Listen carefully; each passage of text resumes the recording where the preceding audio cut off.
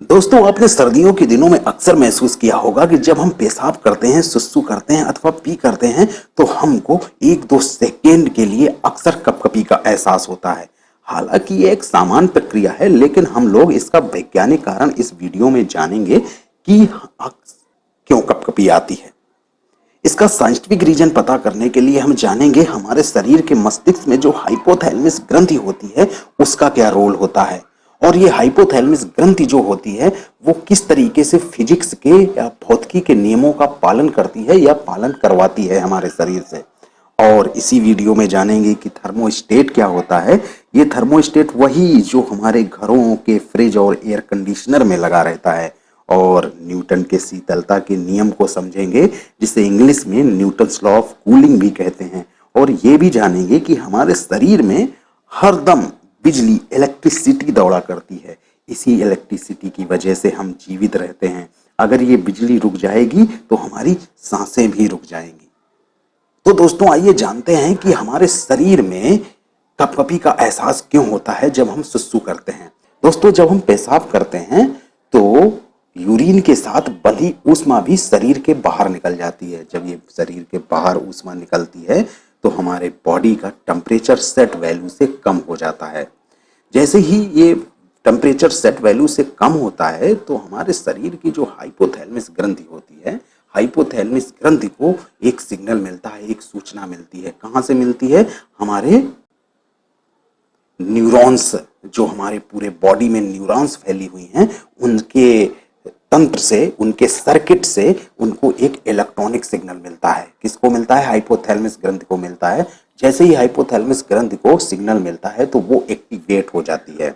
Activate होने के बाद वो बॉडी के 3 हिस्सों में एक साथ अपना काम करवाती है, सिग्नल भेजती है। सबसे पहला हिस्सा जो होता है बॉडी का, वो होता है ब्लड वेसल्स।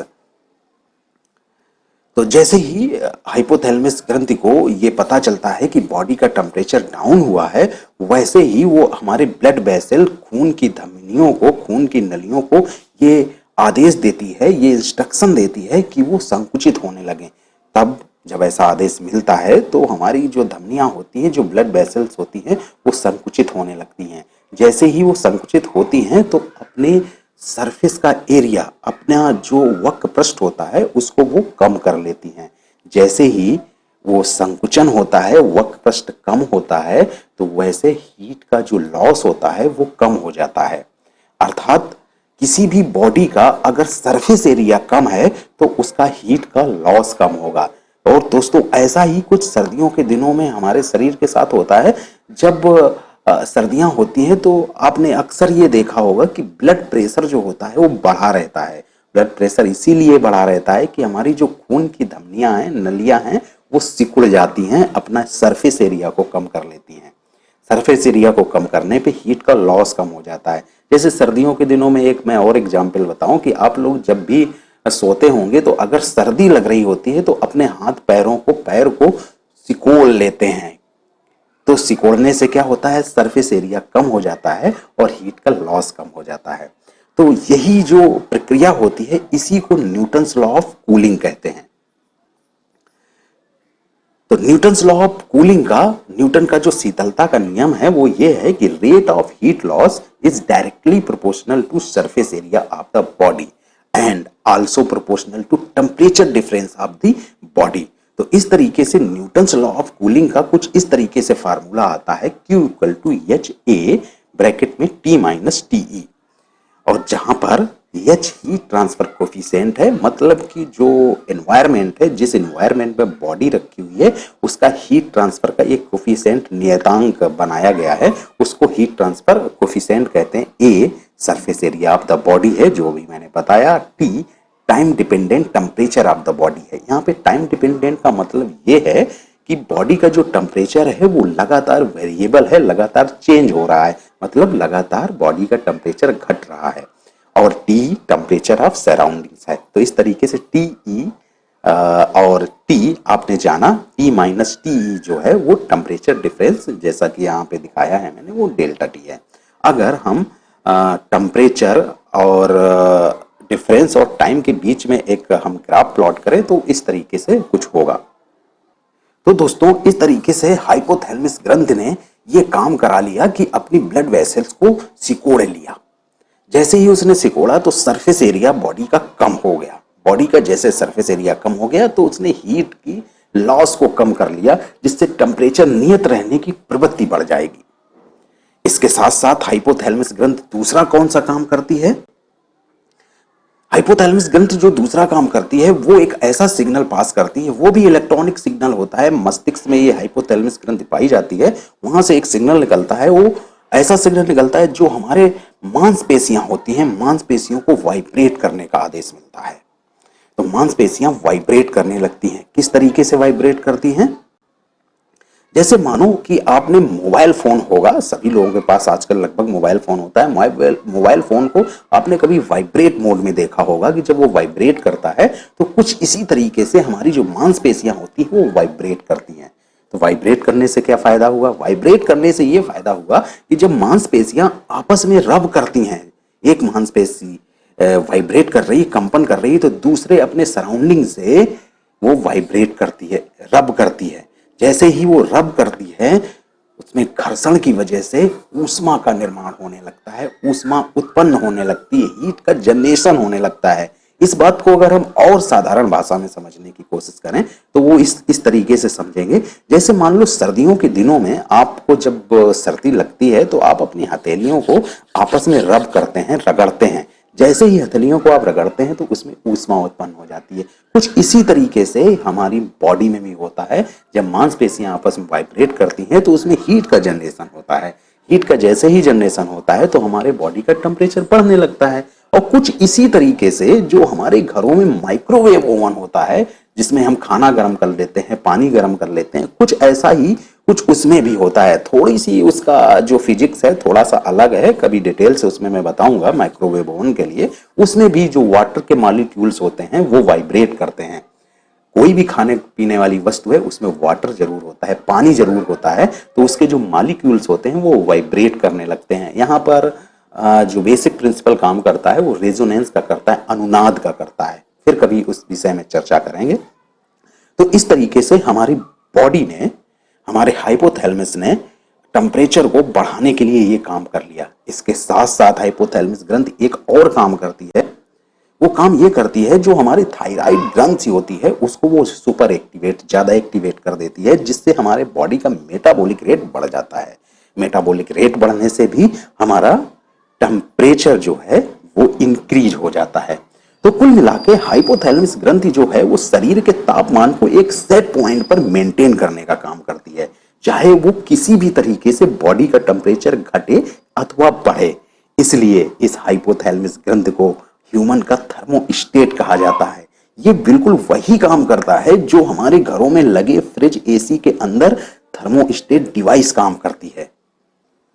दोस्तों ये थर्मोस्टेट डिवाइस कुछ इस तरीके से दिखती है जो हमारे घरों के फ्रिज के अंदर लगी होती है। इसका काम होता है फ्रिज के अंदर के तापमान को नियंत्रित करना।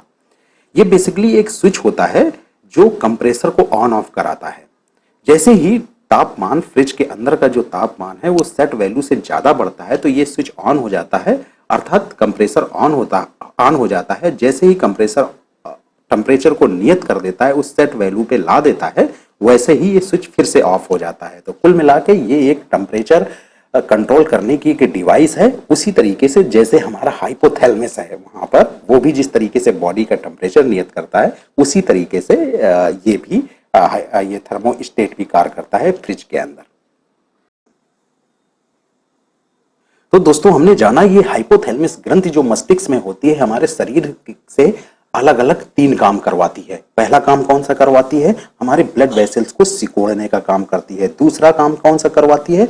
मांसपेशियों को कंपन करने का काम करवाती है। और तीसरा काम कौन सा कराती है? थायराइड ग्रंथि को एक्टिवेट करने का काम कराती है। और ये जो तीनों काम होते हैं, जो तीनों कार्य होते हैं, बहुत ही सडन कराती है ये हाइपोथैलेमस ग्रंथि।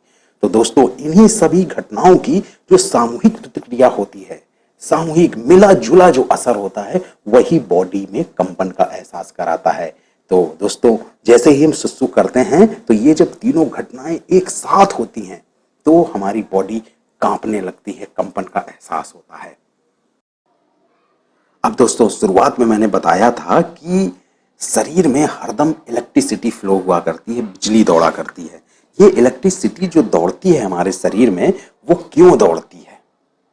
और मैंने ये बताया कि जो इलेक्ट्रिसिटी होती है, इसी से हमारा जीवन संभव है। अगर ये इलेक्ट्रिसिटी रुक जाए तो हमारी सांसें भी रुक जाएंगी। तो दोस्तों, होता क्या है कि जो हमारा मस्तिष्क है, मस्तिष्क ही हमारे पूरे शरीर को नियंत्रित करता है। और नियंत्रित कैसे करता है? उसका एक अपना इलेक्ट्रॉनिक सर्किट पूरे बॉडी में बना हुआ है। और वो जो इलेक्ट्रॉनिक सर्किट है वो न्यूरॉन्स का सर्किट बना हुआ है, उसको न्यूरॉन्स बोलते हैं। और जब भी हम कोई क्रिया करते हैं, हाथ उठाते हैं, पलक झपकाते हैं, या दिल का जो धड़कना होता है, हमारा सांस लेने का जो सिस्टम होता है, चलने का, घूमने का, देखने का, सब जो भी क्रिया होती है वो हमारा मस्तिष्क इलेक्ट्रॉनिक सिग्नल के जरिए से कंट्रोल कराता है हमारे बॉडी को। तो इस तरीके से हमारी जो बॉडी में हमेशा एक करंट फ्लो हुआ करता है, एक वोल्टेज होता है। तो उस वोल्टेज की वजह से ही हम जीवित रहते हैं। एक छोटा सा एक्सपेरिमेंटल वीडियो कुछ इस तरीके से का है। तो दोस्तों, मैंने बताया कि बॉडी में एक करंट, एक बिजली हरदम दौड़ा करती है। तो किसी भी बॉडी में या किसी भी सर्किट में जब भी कोई करंट दौड़ती है तो वोल्टेज का होना बहुत जरूरी होता है। तो इस साधारण से प्रयोग से हम जानेंगे कि शरीर में किस तरीके से वोल्टेज होता है। तो ये हमारे पास एक साधारण सा मल्टीमीटर है। इस मल्टीमीटर को हम वोल्टेज पर सेट कर लेते हैं। ये इसको मैंने 200 मिली एम्पियर पे सेट कर लिया है। इसको 200 मिली एम्पियर पे ही क्यों सेट किया? क्योंकि जो शरीर में वोल्टेज होते हैं वो बहुत कम होते हैं। अब देखिए, मैं अपने एक उंगली को इस प्रोब पर टच करूंगा और दूसरे को यहाँ पे टच करूंगा, और आप दोस्तों देखिए, ये वोल्टेज की वैल्यू आपको दिख रही होगी यहाँ पर। ये शरीर से, हमारी बॉडी से उत्पन्न हुआ वोल्टेज है। ये प्रयोग आप लोग भी कर सकते हैं। तो अगर कहीं पे वोल्टेज है, अंतर है, पोटेंशियल डिफरेंस है, तो वहां पर करंट भी होगी। ये बहुत ही छोटा सा वोल्टेज है। ये जो अभी हमने यहाँ पर इस नॉब को सेट किया है, जो आप ये रीडिंग देख रहे हैं, ये मिली वोल्ट में है। तो दोस्तों, आपने जाना कि हमारे शरीर में हरदम बिजली दौड़ा कर। तो दोस्तों, मैं आशा करता हूं कि आपको ये समझ में आ गया होगा कि सर्दियों के दिनों में जब हम मूत्र का विसर्जन करते हैं, सुसु करते हैं अथवा पी करते हैं, तो हमको कपकपी का एहसास क्यों होता है। और दोस्तों, ये भी समझ में आ गया होगा कि हमारी जो शरीर में हरदम बिजली, इलेक्ट्रिसिटी दौड़ा करती है, और अगर ये इलेक्ट्रिसिटी ना हो तो हमारी सांसें भी रुक जाएंगी। तो दोस्तों, नमस्कार। फिर मिलते हैं किसी और रोचक जानकारी के साथ। तब तक अपना ख्याल रखिए, स्वस्थ रहिए। जय हिंद। Thanks for watching. अगर आपको ये जानकारी अच्छी लगी हो तो हमारे चैनल को सब्सक्राइब कर दें।